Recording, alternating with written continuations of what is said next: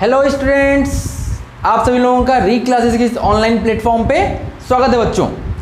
तो जैसा कि हम लोग प्रीवियस क्लास में, कल की क्लास में हम लोगों ने क्या क्या पढ़ा था, हमने आपको मोलैरिटी बताई थी, नॉर्मेलिटी बताई थी, स्ट्रेंथ बताया था, फिर उसके बाद मैंने नॉर्मेलिटी में जो चीज़ यूज होती है एन फैक्टर, उसके बारे में पूरा चीज़ बताया था।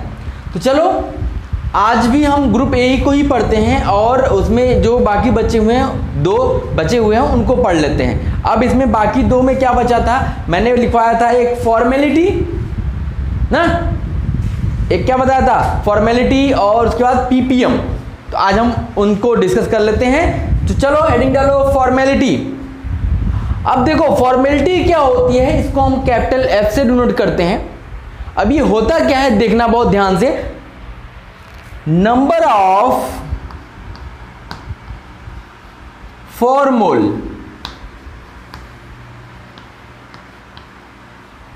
number of formole of solute in 1 liter of solution in 1 liter of solution,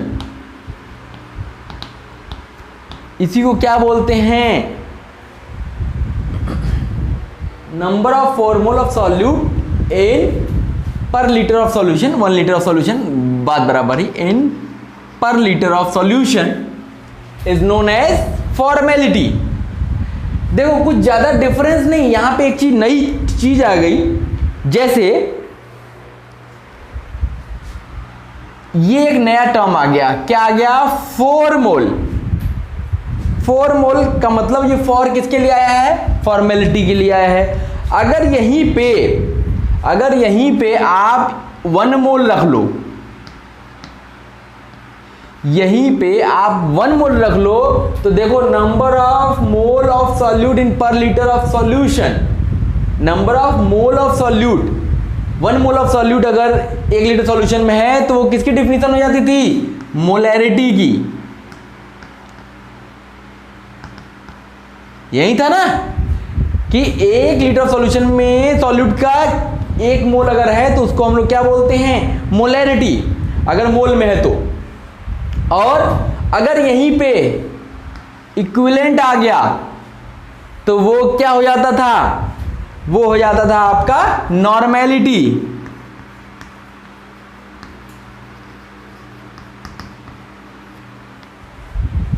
ठीक है, तो इसका मतलब है कि तीनों में डिफरेंस बस किसका है, मोल आ गया तो आपका मोलैरिटी हो गया, इक्विवेलेंट आ गया तो नॉर्मेलिटी हो गया, 4 मोल आ गया तो क्या हो गया, फॉर्मेलिटी। ठीक, चलो अब हम करते हैं। देखो फॉर्मेलिटी को हमने एफ से रिप्रेजेंट किया, बोला क्या कि number of 4 mole of solute, number of 4 mole of solute, ये 4 FOUR नहीं है, याद रखिएगा, solute upon volume of solution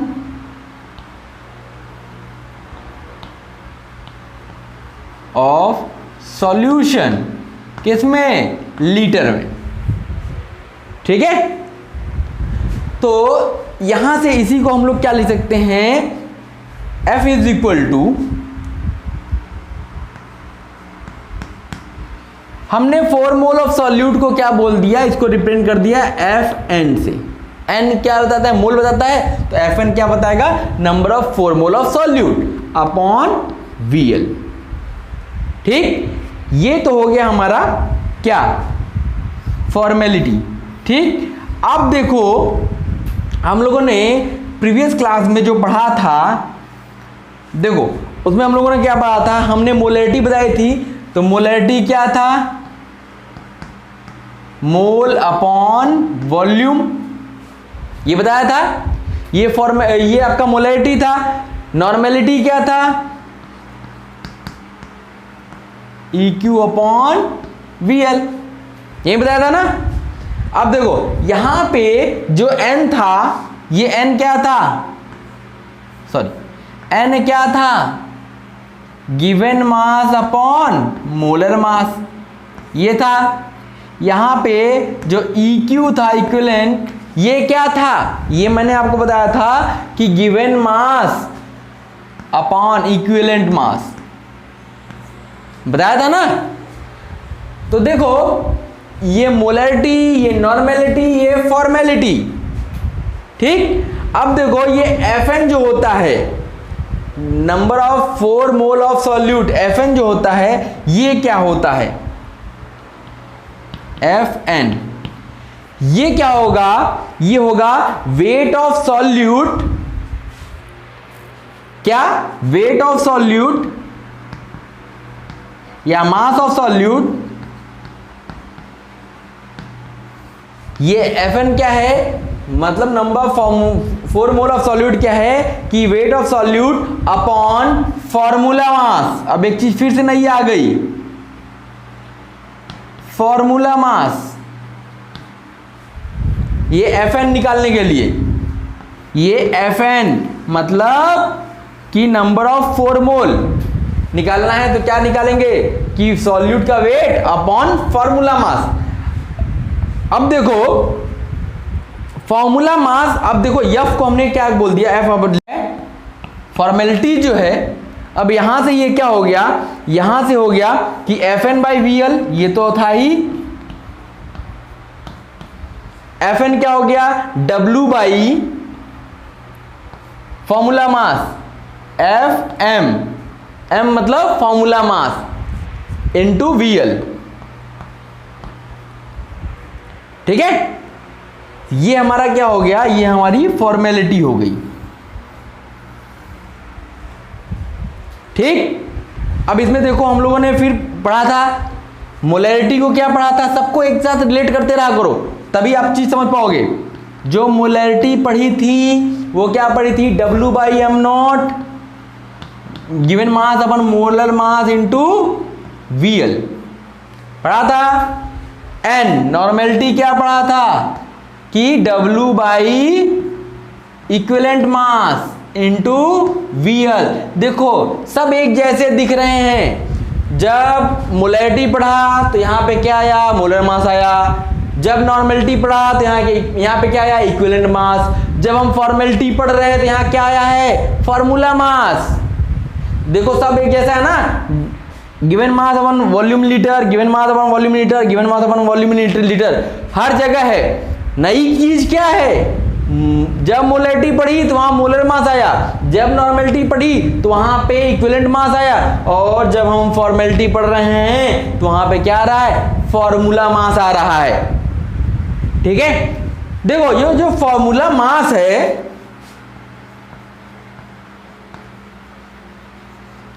ये जो फॉर्मूला मास है जिसको हम लोग Fn बोल रहे हैं, ये क्या है, ये है observed molecular mass observed.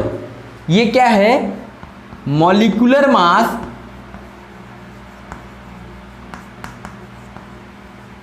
Observed. अब ये मॉलिक्यूलर मास ऑब्जर्व्ड का क्या मतलब है कि जैसे एक आपका थ्योरेटिकल मास होता है, एक आपका ऑब्जर्व्ड मास होता है। जैसे आप लैब में जो निकालते हो, जो मास आप एक्सपेरिमेंट करके निकालते हो, वो क्या आता है, ऑब्जर्व्ड मास आता है। एक थ्योरेटिकल मास होता है जो आपका थ्योरी से निकालते हो। जैसे मैं आपसे पूछूं कि सोडियम का मास क्या है भाई, तो सोडियम का आप मास बताओगे कि 23 होता है।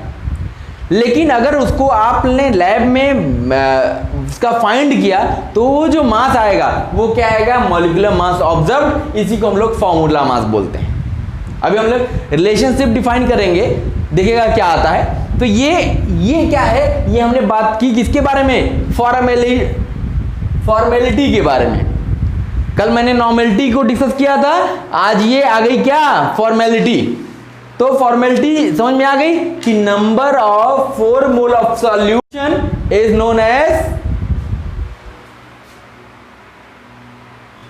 हमने क्या बोला कि number of 4 mole of solute per litre of solution is known as formality. फिर फॉर्मेलिटी के लिए क्या बताया, number 4 mole of solute upon volume of solution in litre. फिर ये जो 4 मोल है सॉल्यूट का, ये कैसे फाइंड करोगे, इसको फाइंड करने के लिए volume weight of solute upon formula mass. Formula mass मैंने बताया आपको कि formula mass observed molecular mass होता है, जो आप मॉलिक्यूलर मास ऑब्जर्व किए हैं।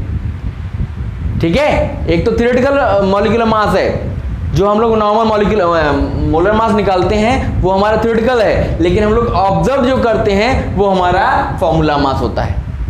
ठीक, इतना नोट करो। फिर हम लोग रिलेशन फाइंड करते हैं मोलैरिटी और फॉर्मेलिटी में। नोट डाउन कीजिए इसको।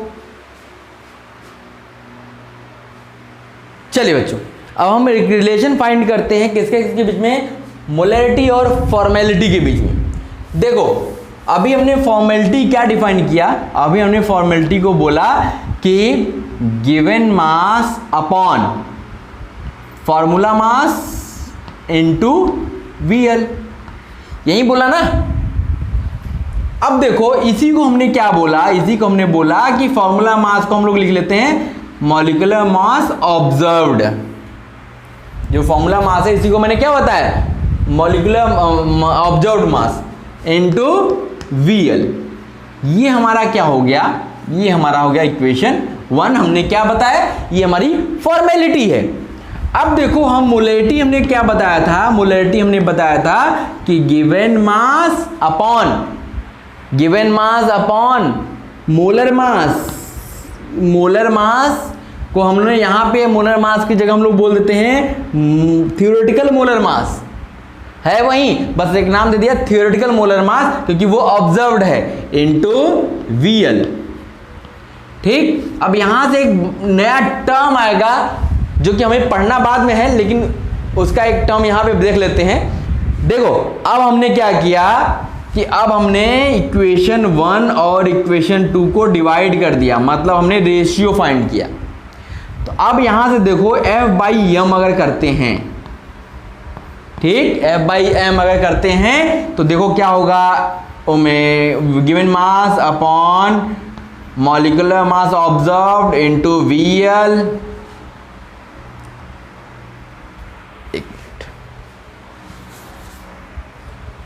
क्या है, given mass upon molecular mass observed into VL volume in litre upon, ये क्या हो गया, given mass upon theoretical mass into volume in litre. तो ये आएगा, ये इससे कैंसिल, ये इससे कैंसिल, ये गया ऊपर, ये हो गया थियोरेटिकल मास अपॉन ऑब्जर्व्ड मास। ठीक है, तो यहां से ये जो आया है, रेशियो जो आया, इसी को क्या बोलते हैं, इसी को बोलते हैं वॉन हॉफ फैक्टर।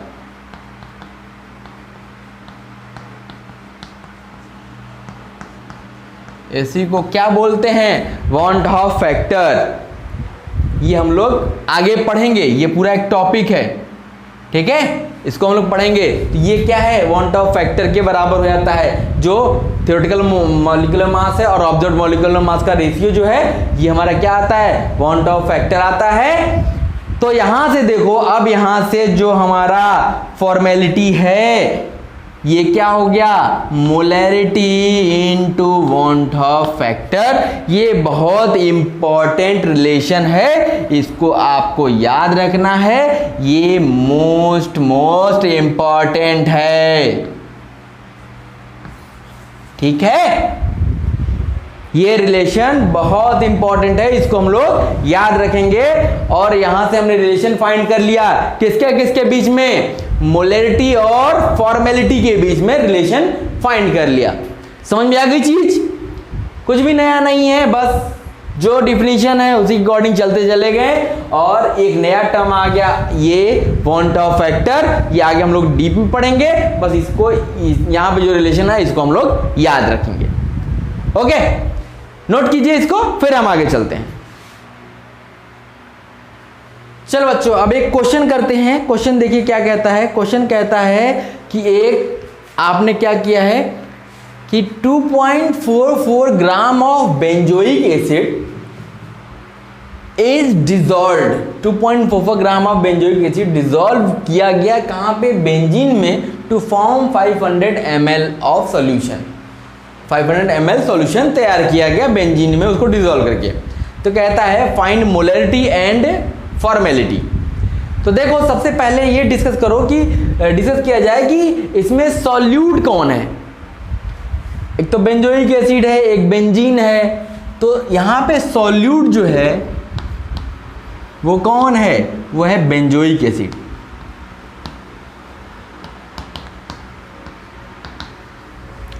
जब बेंजोइक एसिड की बात करते हैं तो बेंजोइक एसिड का फॉर्मूला आपको पता है, C6H5COOH। ये क्या होता है, बेंजोइक एसिड होता है। तो चलो अब यहाँ पे हमें मोलरिटी निकालने के लिए क्या क्या चाहिए, पहले तो गिवन मास चाहिए सॉल्यूट का। तो ये तो हमको दिया हुआ है, कितना है, 2.44 ग्राम दिया है ना। चलो इसका मोलर मास चाहिए। मोलर मास क्या होगा भाई, इसका आप निकाल लो, हमें याद है, हमने लिख दिया कि क्या होता है, 122 ग्राम पर मोल। ये इसका क्या हो गया, मोलर मास हो गया। और आपको सॉल्यूशन कितना दिया हुआ है, लीटर में निकालना है वॉल्यूम सॉल्यूशन का, लेकिन यहां दिया है ml में, तो ये लीटर में निकालोगे तो क्या हो जाएगा, 500/1000, दैट मीन्स 0.5 लीटर। सारी चीजें मिल गई। अब आपको फॉर्मूला पता है ना, किसका फॉर्मूला, मोलरिटी का। क्या पढ़ा था, given mass upon molar mass into volume in litre. अब यहां से देखो ये हो गया 2.44 अपॉन 122 इंटू 0.5। इसको सॉल्व करो और सॉल्व करो, देखो कितना आया, ये आपको मिल गया 0.04। यूनिट क्या हो जाएगी, मोल पर लीटर, मोल पर लीटर। ये तो हमारा आ गया क्या, मोलरिटी तो हमको मिल गई, ये हमको मोलरिटी तो मिल गई। अब चलो, अब हम क्या, हमें क्या पता है कि मोलरिटी और फॉर्मेलिटी में रिलेशन पता है। रिलेशन क्या था कि formality is equal to molarity into Van't Hoff factor, यही था ना। और यहां पे जो ये वॉन टॉप फैक्टर था, ये क्या था, थ्योरेटिकल मास अपॉन ऑब्जर्व्ड मास, यही था ना, थ्योरेटिकल मास अपॉन ऑब्जर्व्ड मास। तो चलो अब हम लोग कैलकुलेट करते हैं कि ये I की वैल्यू मिल जाए तो हमारा फॉर्मेलिटी मिल जाएगा, जाहिर सी बात है। तो चलो देखो, अब यहाँ एक क्वेश्चन में देखो कि बेंजोइक एसिड को डिसॉल्व किया गया है बेंजीन में। अगर मान लो कि बेंजोइक एसिड जो था FC6H5COOH, अगर ये डिसॉल्व किया जाता कहां पे, इन वाटर, अगर ये वाटर में डिसॉल्व होता, अगर ये कहां डिसॉल्व होता, वाटर में डिसॉल्व होता, तो क्या दे देता, C6H5COO minus plus H plus में ये क्या हो जाता, ब्रेक हो जाता, ये इसमें टूट जाता। लेकिन ये कहां डाला गया है, ये डिसॉल्व कहां किया गया है, बेंजीन में किया गया है। तो जब इसको बेंजीन में डिसॉल्व किया गया है तो थोड़ा सा डिफरेंस ये आता है, बेंजीन में इसको डिसॉल्व करने से क्या होता है, ये डाइमराइज हो जाता है। ये क्या हो जाता है, डाइमरा, कि ये जब इसको डिसॉल्व किया जाता है तो C6H5CO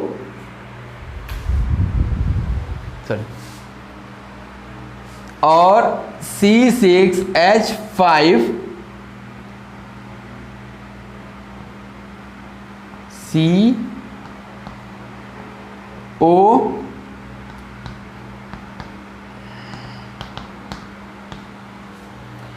ये डायमराइज हो जाता है, मतलब अपने जैसा दो चीज मिला लेता है। तो अब यहां पे तो एक मॉलिक्यूल था, अब यहां पे ये क्या हो गया, 2 मॉलिक्यूल में कन्वर्ट हो गया।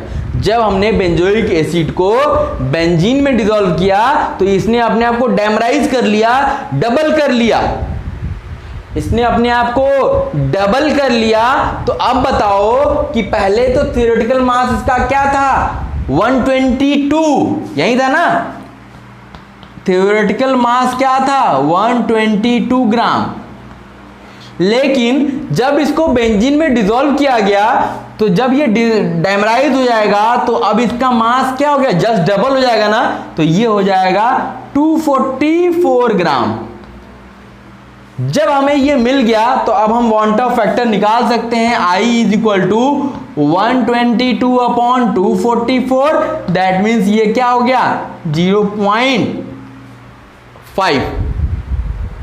जब ये 0.5 मिल गया तो अब हम F निकाल सकते हैं, फॉर्मेलिटी निकाल सकते हैं। Fm हो गया आपका 0.04 इंटू 0.5, तो ये आ गया फॉर्मेलिटी 0.02। तो ये हमारा क्या मिल गया, ये हमें फॉर्मेलिटी मिल गई। समझ में आ रही चीजें कि ये याद रखिएगा, कोई भी एसिड है, हम बेंजोइक एसिड की बात नहीं करते हैं, कोई भी एसिड अगर आपने डिसॉल्व की बेंजीन में तो वो अपने आप को डायमराइज कर लेगा, याद रखिएगा, ठीक है। तो आप तरीका देखो क्या हमने किया, कैसे किया। जब हम फॉर्मेलिटी निकालना होगा तो उसके पहले हमें मोलैरिटी तो निकालनी पड़ेगी। पहली चीज हमने सीख ली कि मोलैरिटी तो निकालनी पड़ेगी, और मोलैरिटी निकल गई तो इसके बाद हमें क्या निकालना होगा, वांट ऑफ फैक्टर निकालना होगा। वो कैसे निकलेगा, आपका थ्योरेटिकल मास अपॉन ऑब्जर्व्ड मास, ऑब्जर्व्ड मॉलिक्यूलर मास, इसका रेशियो जो देगा आपको क्या देगा, वांट ऑफ फैक्टर देगा, और इससे फिर हम लोग क्या निकाल लेंगे, फॉर्मेलिटी फाइंड कर लेंगे। समझ गए? इस क्वेश्चन को नोट कर लीजिए, काफी अच्छा क्वेश्चन है। फिर हम आगे चलते हैं, note down.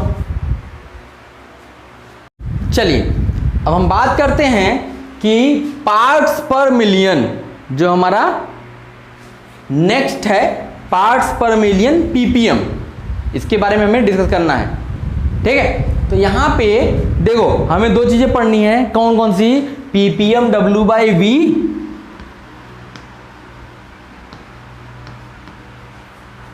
And ppm V/V, ठीक है। ये 2 चीज हमको पढ़नी है, ppm W/V and ppm V/V।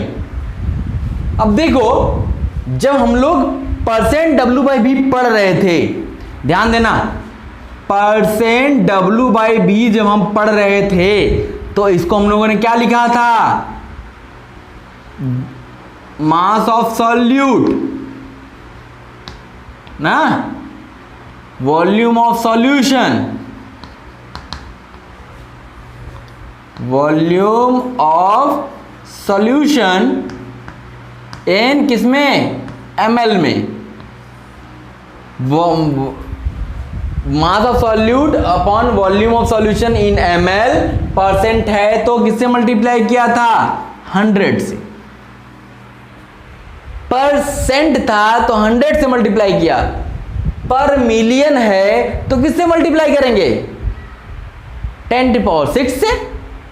तो यहां पे कोई भी डिफरेंस नहीं है। अब हमने क्या बोला, हमने डिफाइन करना है ppm W/V, इसका मतलब मास ऑफ सॉल्यूट, क्या, mass of solute upon volume of solution in ml into, ये कितने में है, पर मिलियन, तो इसका मतलब 10⁶, बस कुछ नहीं है, यही है।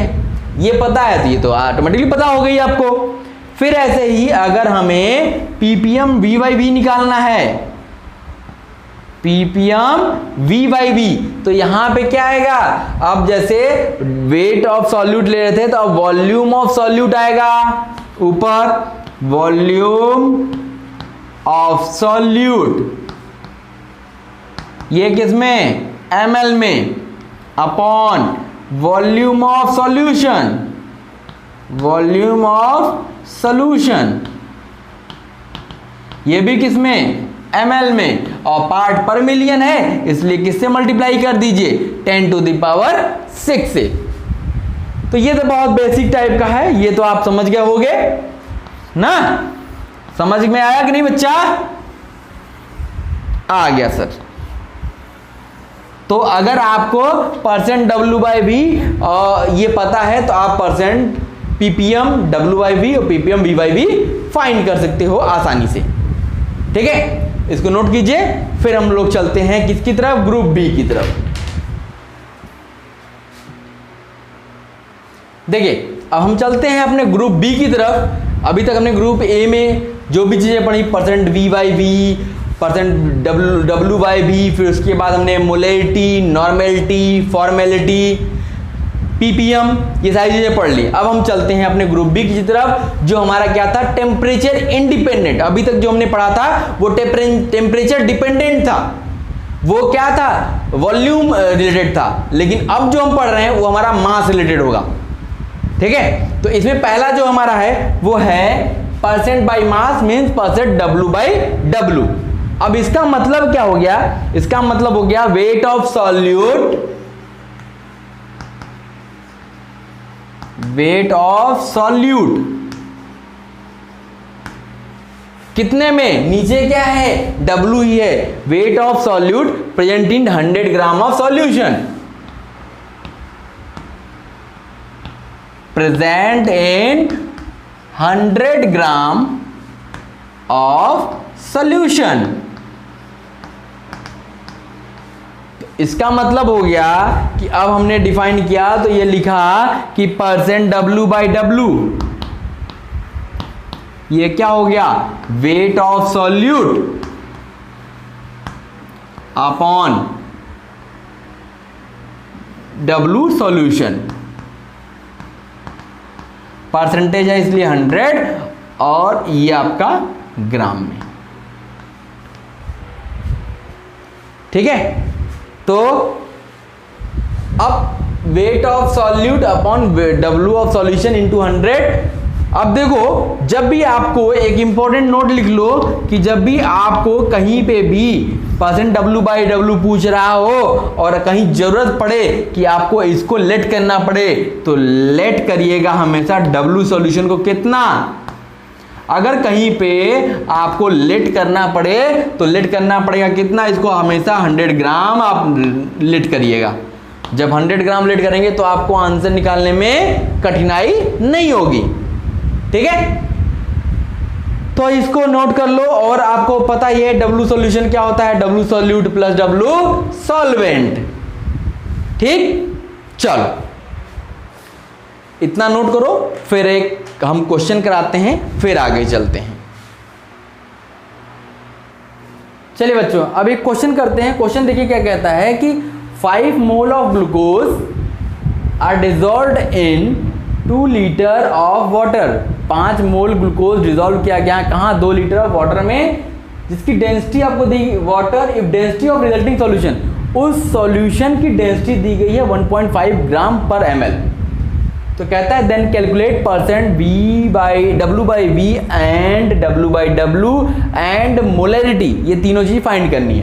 तो चलो 1 बाय 1 हम सारी चीजें करते हैं। देखो परसेंट W/V पहले बात करते हैं। परसेंट W/V गिवन मास देखो कितना होगा, ये तो दिया है मोल, तो मोल में हमें मल्टीप्लाई करना पड़ेगा उसके मोलर मास से। अब देखो ग्लूकोज क्या होता है, C6H12O6 ये ग्लूकोज होता है। इसका जो मोलर मास होगा वो कितना होता है, ये होता है 180। ठीक है, ये कितना होता है 180। तो इसका मतलब ये हो गया 180 अपॉन वॉल्यूम इन ml, 2 लीटर था तो 2000 ml हो जाएगा, इंटू परसेंट है तो 100 से मल्टीप्लाई किया, तो ये सॉल्व किया तो देखा कि ये आ गया कितना 45%। ये तो हमारा निकल गया क्या परसेंट W/V। अब चलो दूसरे पे चलते हैं। दूसरा क्या कहता है परसेंट W/W फाइंड करना है। क्या फाइंड करना है परसेंट W/W।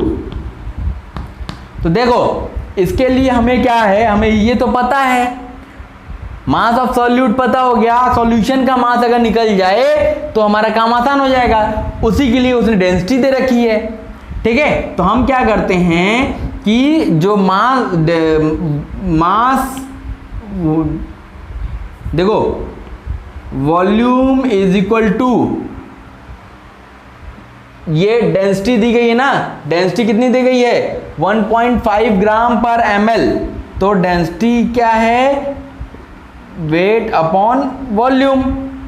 ठीक है, तो यहां से अगर ये हमें वेट सॉल्यूशन का निकालना है तो ये क्या हो जाएगा W solution is equal to D into V. तो अब देखो यहां D 1.5 इंटू वी हो गया 2000, तो ये क्या आ गया 3000 ml 3000 ग्राम।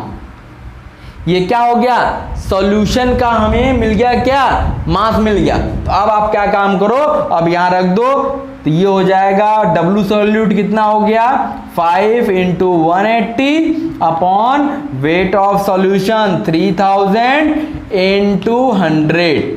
तो यहां से क्या मिलेगा, ये मिलेगा 30%। ठीक है, यहां से एक रिलेशन भी देखो दिखाई दे गया कि अगर परसेंट W बाई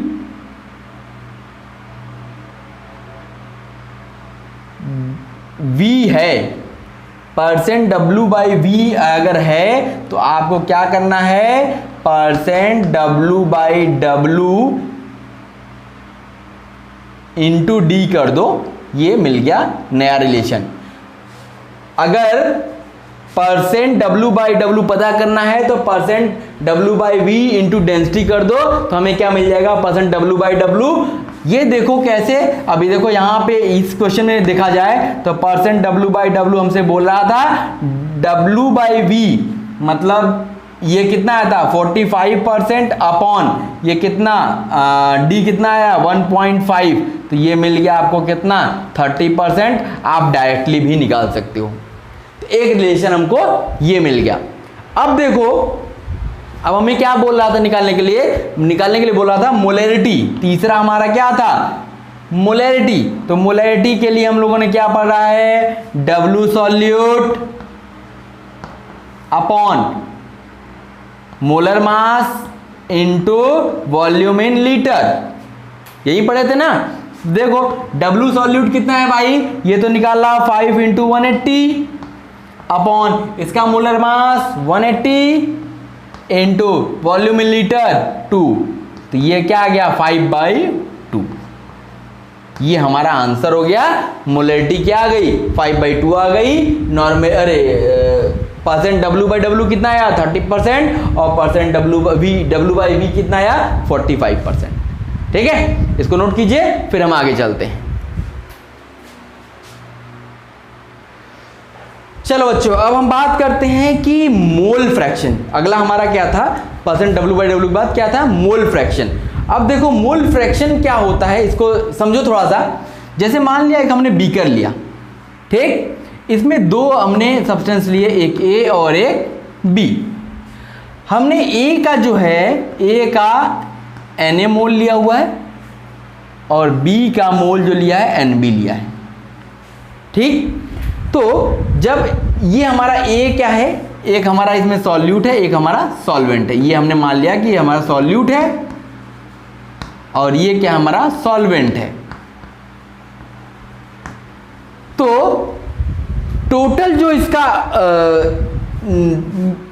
मोल होगा वो कितना होगा Na प्लस NB होगा। ठीक है, A के कितने मोल Na, B के कितने मोल NB, तो टोटल कितना हो गया Na प्लस NB। अब देखो, अब हम मोल फ्रैक्शन ऑफ सॉल्यूट निकालना चाहते हैं। क्या निकालना चाहते हैं मोल फ्रैक्शन ऑफ सॉल्यूट का मोल फ्रैक्शन। तो इसको कैसे रिप्रेजेंट करेंगे, XA से, ठीक। तो ये क्या आएगा, moles of solute upon total moles, इसको NT कर दिया, ठीक है। Moles of solute upon total moles, इसको आप ये भी लिख सकते हो Na upon Na plus NB। ये क्या आ गया हमारा, XA आ गया, ठीक। ऐसे ही आप मोल फ्रैक्शन ऑफ सॉल्वेंट निकालना चाहते हो, अगर मोल फ्रैक्शन ऑफ सॉल्वेंट का मोल फ्रैक्शन निकालना चाहते हैं, मींस XB, तो ये क्या हो जाएगा, moles of B upon total moles, Na plus NB। ये इसको अगर इक्वेशन 1 बनाया, ये इसके इक्वेशन 2 बनाया, तो इक्वेशन 1 प्लस इक्वेशन 2 किया तो क्या मिला, यहां से देखा तो XA plus XB is equal to मिल गया 1। ये एक रिलेशन आ गया। यहां से अगर मान लो किसी क्वेश्चन में A का मोल फ्रैक्शन दिया हुआ है और आपसे B का पूछ रहा है, तो आप क्या करोगे, सीधे 1 में से माइनस कर दोगे, हमें B का मिल जाएगा, ठीक है। तो ये रहा हमारा क्या, मोल फ्रैक्शन। कोई दिक्कत तो नहीं हो रही होगी इसमें, समझने में बहुत बेसिक है, बहुत इजी लग रहा है। ये हमारा मोल फ्रैक्शन है, इसको नोट कर लीजिए।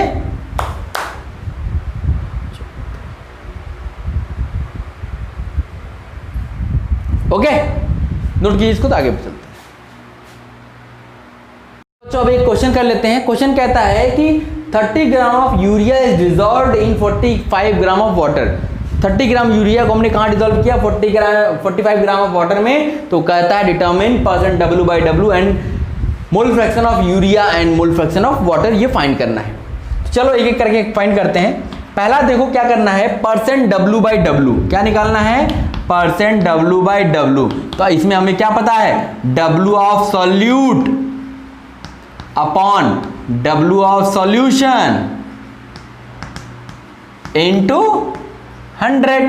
अब देखो सॉल्यूट कितना, 35 ग्राम यूरिया डिसॉल्व किया गया कितने में, 45 ग्राम वाटर में। सॉल्यूशन कितना बनेगा, 30 ग्राम यूरिया, 30 प्लस 45 ग्राम सॉल्यूशन बनेगा, इनटू 100 किया तो यहां से क्या मिल गया, इसको सॉल्व किए 75 25 75 25 का 100 3 दम 40%।